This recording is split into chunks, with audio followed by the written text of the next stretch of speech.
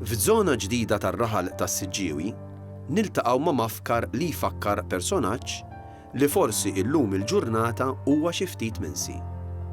Biss fi żmienu kien ikkunsidrat bħala wieħed mill-imħuħ tal-Gżejjer Maltin. Dan kien il-professur Nikola Zammit, li kien tabib, filosofu, kittieb u perit. Tajjeb li jingħad ukoll li fiż-żona fejn hemm il-mafkar għalih hemm lapida oħra li twaqqfet ftit wara li kien inawgurat il-mafkar. Il-mafkar huwa magħmul minn pedestall u fuqu hemm il-figura ta' Zammit. Il-figura tal-professur hija murija bil-wieqfa u bidu x-xellugija isserraħ fuq pedestall li għandu kapitell. Dan juri li wieħed mill-mestieri tiegħu kien dak bħala perit. Ma l-istess ġenb ta' dan il-pedestal hemm imnaqqax is-simbolu tal-mediċina, jiġifieri serb madwar bastun.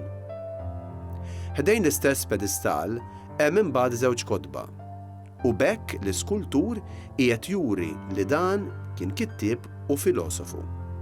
B'dawn is-simboli, l-iskultur għaraf ukoll kif juri l-ħidmiet ta' dan il-professur Zammit mingħajr ħafna kliem.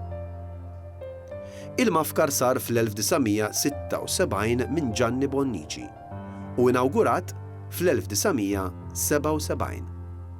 Huwa nħadem fil-konkrit. Dan kien ġie kkummissjonat mill-Laqda Kulturali Siġġiewi. Fil-viċin ta' dan il-mafkar hemm imbagħad lapida li tpoġġi temm fl-1983 mill-Kumitat tal-Banda San Nikola.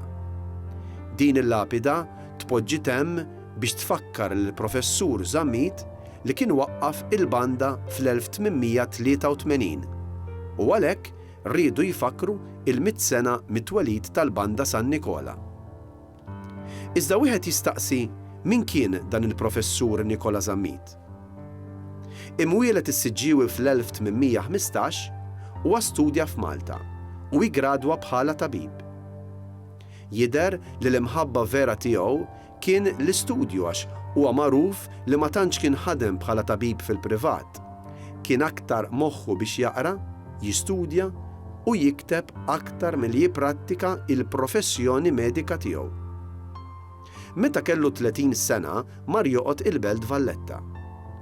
Kien hawnhekk li jagħmel ħbieb ma' diversi nies, esponenti politiċi u kulturali ta' dak iż-żmien.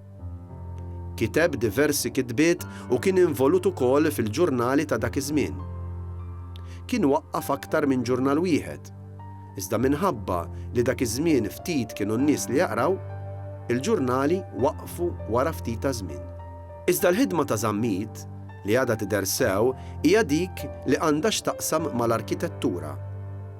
Kien iddisinja il-faċċata tal-Knisja ta' San Pawl tal-Belt Valletta. Għamel l-istess għall-Knisja Parrokjali ta' Santa Katerina taż-Żurrieq, kif ukoll dik ta' San Publiju. Għall-Knisja Parrokjali tas-Siġġiewi kien żied il-portiku. Interessanti li l-professur Nikola Zammit kien iddisinja ħafna affarijiet kemm ekleżjastiċi kif ukoll domestiċi. Huwa magħruf li kien jiddisinja oġġetti sagri kif ukoll disinji li mbagħad jintużaw biex tkun imżejna l-art bl-irħam. Ma' dawn wieħed jista' jżid ukoll disinji għal vestwarju ekleżjastiku. Kien disinjatur ta' ammara speċjalment għal ħbieb tiegħu. Il-professur Nikola Zammit miet fl-età ta' 83 sena fis-sena 1899 u jinsab midfun fil-qabar tal-familja fis-Siġġiewi.